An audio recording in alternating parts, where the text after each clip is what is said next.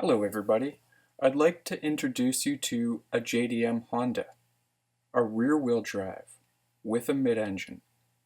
It isn't an NSX and it's not a Honda Beat. It arrived from Japan with just over 3,500 kilometers on the odometer. It's a K-truck. It has a curb weight of about 800 kilos and it rocks 12-inch tires, because it can and probably because it sees some humor there.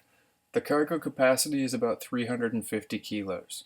It has a 40 horsepower 3-cylinder 5-speed E07Z engine, which the brochure describes as hyper. This is one of the newer, less seen, long wheelbase K-Tourer in Canada.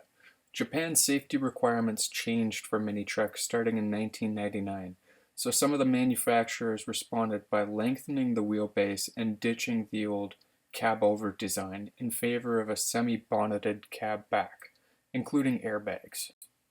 In my opinion, these cab back trucks are much more comfortable and they have a smoother, quicker ride. They seem to handle our roads much better.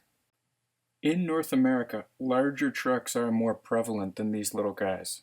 There is a culture here that certainly appreciates big tires, big engines, and occasionally rude or standoffish witticisms pasted to the back end. So this little Honda is a breath of low-emission 40-mile-per-gallon fresh air. As a utilitarian truck, it's quite functional, with a headache rack behind the cab, a bed big enough to lay a sheet of plywood flat, and it turns on a dime, making it the king of DIY store parking lot. The Acty, I know, was made for activities, and it was sold under the tagline, Small Business Mover. I've had K-trucks in the past and they make spectacular little workhorses, or work donkeys. I used my last truck for all sorts of tasks, and wouldn't mind borrowing this one for some truck jobs around my house. I should check with the new owner though before putting this one through its paces. So this is a phone conversation you want to have with a mouthful of potato chips, so it seems really casual.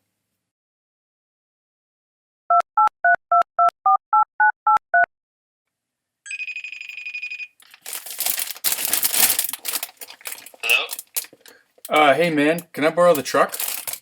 Who is this? It's Craig. Remember the truck we imported?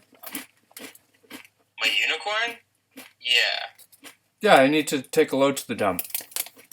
Craig, for the last time, I'm going to be very clear. You do not use the unicorn truck for truck jobs.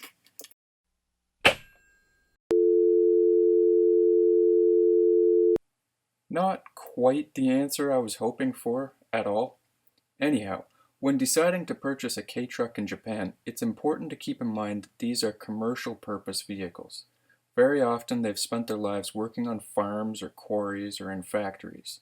Their upholstery can look like confetti. Rust and corrosion will be working as hard to destroy what's left of its thin 800-kilogram body as your mechanic will to find overhauled used parts to keep it alive. It takes patience to find a lightly used truck that's worth the effort to import and up to the challenge of life in Canada. This truck was imported for a client seeking something as lightly used as possible.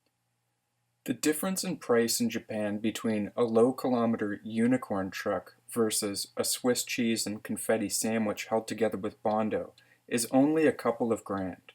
Even the most expensive K-trucks are cheaper than a new side-by-side ATV. I recommend only looking at the nicest examples if you're considering an import. And if you are considering an import, please get in touch with me at Bonsai Rides. Thanks very much for watching, and I hope you guys like the Acty.